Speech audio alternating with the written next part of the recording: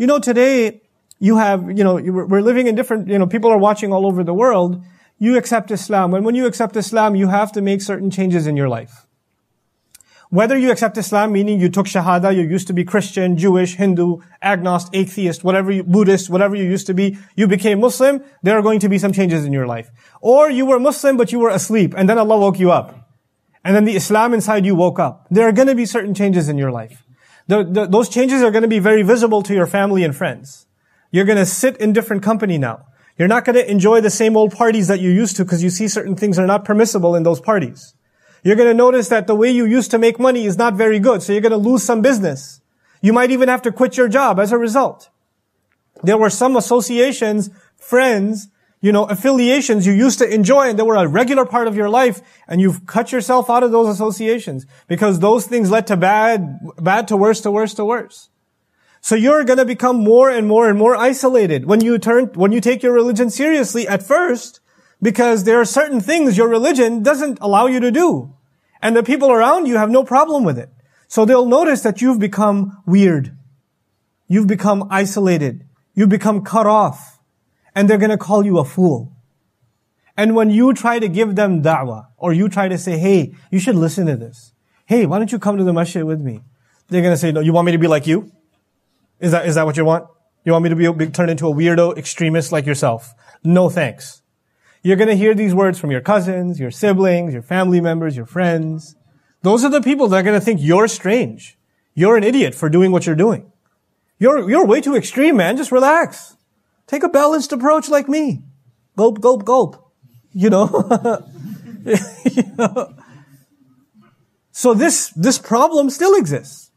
It still exists. أَنُؤْمِنُ كَمَا آمَنَ السُّفَهَاءُ. Allah turns around and says, أَلَا إِنَّهُمْ هُمُ السُّفَهَاءُ. You had better realize. You see Allah again? Yani intabihu, pay attention. You better realize, you better not forget. Those people, they and only they, like no other, are the ultimate idiots. They are the ultimate fools. In what sense are those people fools? Now, I told you what they thought of as foolish. They thought of as foolish that you're missing out on life. You made all these sacrifices for what? Jannah is easy, man. You don't have to make all these sacrifices. Be a little bit good in Ramadan, catch the 27th or something, and you'll be fine. But then, on the other side, when Allah calls them fools, He has a different definition of fool, doesn't He? So we have to think about, how does Allah mean fool? And so Al-Kafawi rahimahullah, pondering over what does Allah mean by a fool? Because we know what they meant by a fool. We need to understand what Allah means by a fool. He comments on it like this, and I won't translate first, because it's so poetically written. I'll read the whole thing first, and I'll come back and translate. ظاهر الجهل عديم العقل خفيف اللب ضعيف الرأي رديء الفهم مستخف القدر سريع الذنب حقير النفس مخدوع الشيطان أسير الطغيان دائم العصيان ملازم الكفران لا يبالي بما كان وما يكون أو سوف يكون. سبحان الله. Lahirul Jahl. He's obviously just led by his vile emotions. Whatever comes in his mouth, he says. Whatever he feels like doing, he does. Adimul Aql. He refuses to think. Think about what you're doing. Forget it, man. I don't want to think about it. You think for me. Khafiful lub. No, very light in their ability to ponder and reflect. When you drown your ears out with music and it's constantly pounding in your head, or your eyes are exhausted with episode after episode after episode, what time do you have left to think? Even when the screen is off, you're thinking about the next episode. You're not thinking about why you exist or what your purpose is for like you don't, And those mindless beats are still pounding in your head as you're walking around. That's all that's going on in your head. It's taken over. Khafiful lub. They don't use this incredible thing Allah gave the human being, this mind. They've numbed this mind. It has its own kind of drugs. And like an addiction to entertainment is a drug by itself. That kills your ability to think.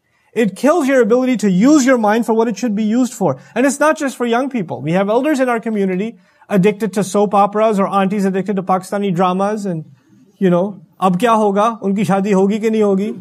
Like, they're gonna, they're just drowned in this stuff. Da'ifur ra'yi. Weak in forming any opinion. I don't know, I'm not sure. Living a whole life of, I'm not sure, I don't know. Nothing's clear in life. Radi'ul fahmi. Just completely rejected in terms of understanding. In other words, they don't care to develop an understanding of anything. Mustakhiful qadr, and now they're less and less capable. Sari'ul dham, very quick to do sins though. Very quick to do sins. Haqirun nafs. Basically, no dignity, no respect for self. Then no self-respect. Makhdu'u shaitan, completely deceived by shaitan. Asiru tughyan, they've become a prisoner to their own disobediences to God. They are addicted to sinning against Allah. Prisoners to rebellion. Da'imul isyan, constantly sinning. Constantly doing evil. Mulazimul kufran. Completely, the only thing they're committed to is ingratitude. They just can't be grateful. Always entitled for more and more and more. لا يبالي بما كان أو لا ولا بما هو كائن أو سوف يكون. They don't care about what has been, what they've done in the past, what they're doing now and what they're going to be doing. No care or consideration for consequences. What's a bigger fool than that? إنهم هم السفهاء. Those carefree, completely oblivious people, they are the ultimate fools.